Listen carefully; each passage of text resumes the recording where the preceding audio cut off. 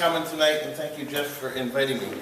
I don't know if you all caught the deaf mucus thing, but my voice is going to cut out about halfway through this thing, but beer keeps it lucid. Now, this is all about words. This is as a preface to this first short little poem. About 100 years ago, I was managing a little health food store in Bradenton, Florida, and this mother and her kids come in and start wreaking havoc among the barrels and the bins. And I like kids, and so I start engaging her in conversation. And it pays attention to listen, because in this brief communique, this woman, in describing her 4 children, uses 10 numbers in less, not really even 2 sentences. So I asked her about her kids, and she turns to me, and I'll try to keep count. See if I have this right. She says, I have 1, 1, 1, 2, and 1, 3. Oh, and another 1, 2. He's 10 and in the car crying. Now it's so dark in here, I got my little itty-bitty booklet. Winter birthday, coffee, home fries, the Sunday Times, meet the press. Let's get the dog out, get some air, get going. This Sunday, still raining, still Saturday night, smoke a cigarette, scarf your neck. Can't afford to get stoned at work in this economy. Can't anymore trust the floor to be there. Where did I put the keys to my kingdom? Take out the trash, take over the world, take a minute to consider your options. Flailing arms mock windmills, arc vertebrae, knock heads off shoulders onto wet sidewalks, where chewing gum dots the map in birthday patterns, sideways glances, sticky silence. Take back what you said. Take off tomorrow and plan your time precisely. There are no answers. And what does it all mean anyway? Trip on cracks and slip into sad shadow dances, stalled subways. Christ, it's dark already. Now, a couple summers ago,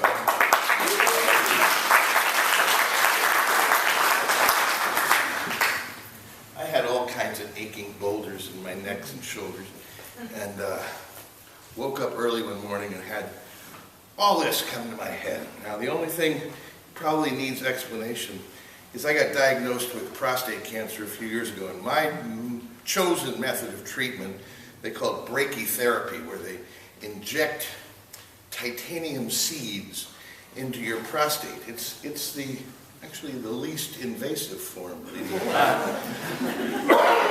but it wreaks havoc with the metal detector machines. So it's called that yellow crack of morning.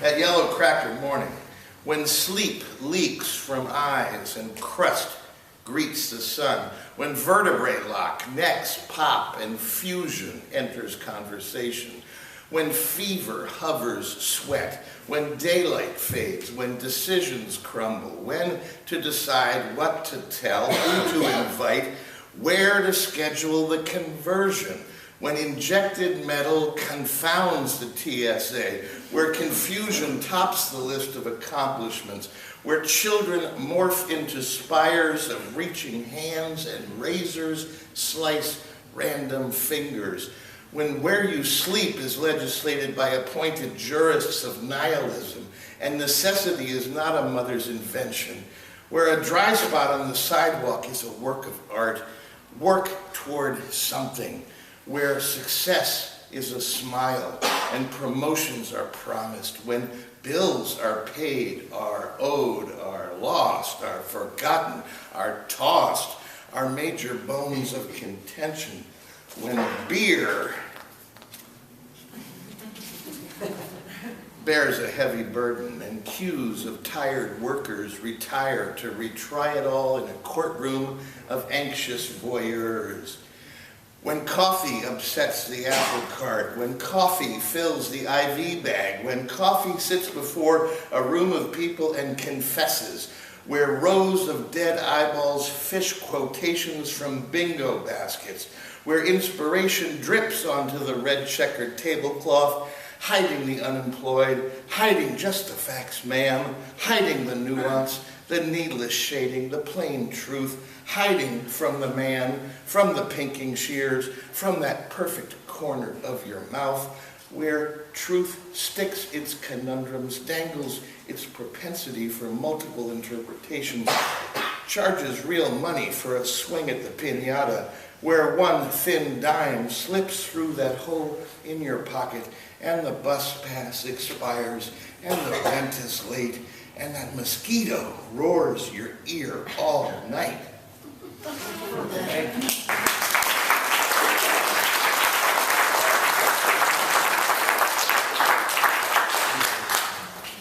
Just a couple more.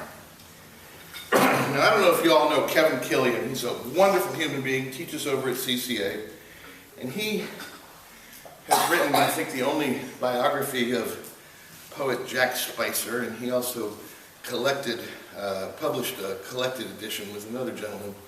And Jack Spicer worked at San Francisco State in the 50s and taught a magic poetry seminar. And this was a prompt that came out of that seminar, a little bit of a variation. The prompt was, write a poem on how to cook a baby.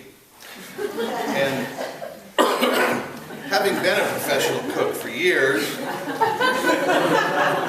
I found much more interest in how to prepare. So this is called prepping baby. Babies, like trout, should be served with the head on. Their chins planted on beds of pomegranate seeds, stalks of fried scallions fringing the ears, elongated electric sparks framing the face. The newborn's prep is truly a question of chef's choice. The young, tender human is versatile, interchangeable with fowl, fish, or other mammal dishes. As with all previously breathing foods, the chef must consider how to contend with the beast's essence, its bones. For fowl-like recipes, we can leave the bones intact.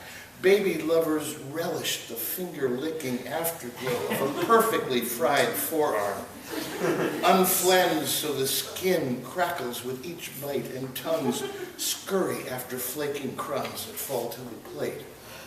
Likewise, other mammalian preparation, roasted baby with slivers of garlic inserted just under the skin, will satisfy any omnivore who breathes in that heady mixture of onions, peas, carrots, with a little baby stock.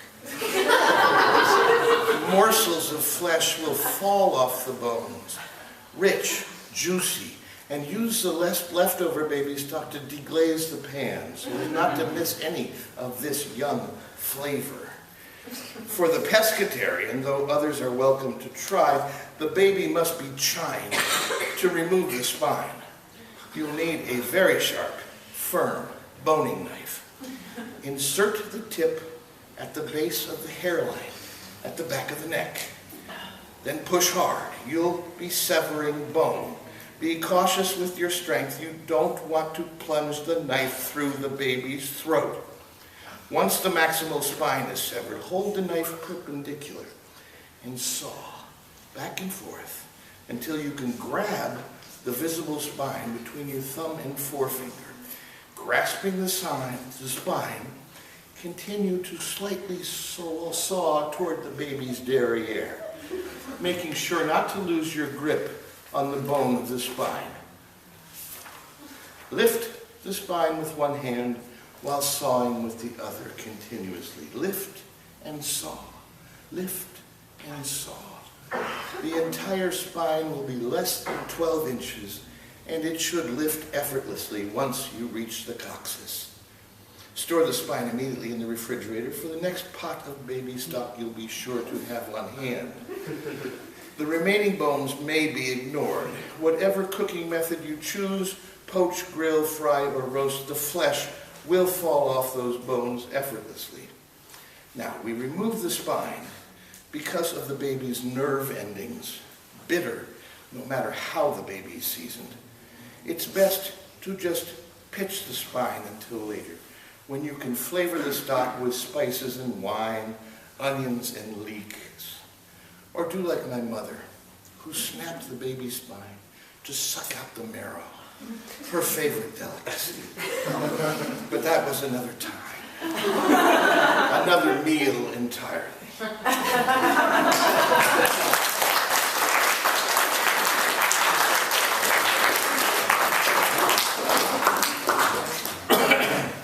And this last one happened a couple weeks ago, and every word in it's true. As are all those other ones. Excuse me. This was called Flag. Steering, blind, bald pates, loud ties, flag pins, crusty eyes in dusty, weak coffee, pesticide searing nose cavities, motel soap and microwave bacon, hollowed cavern faces, reflected stained glass munitions and victories, with eagles and cannons and silhouetted soldiers, blue suits and clean t-shirts, wine-stained teeth.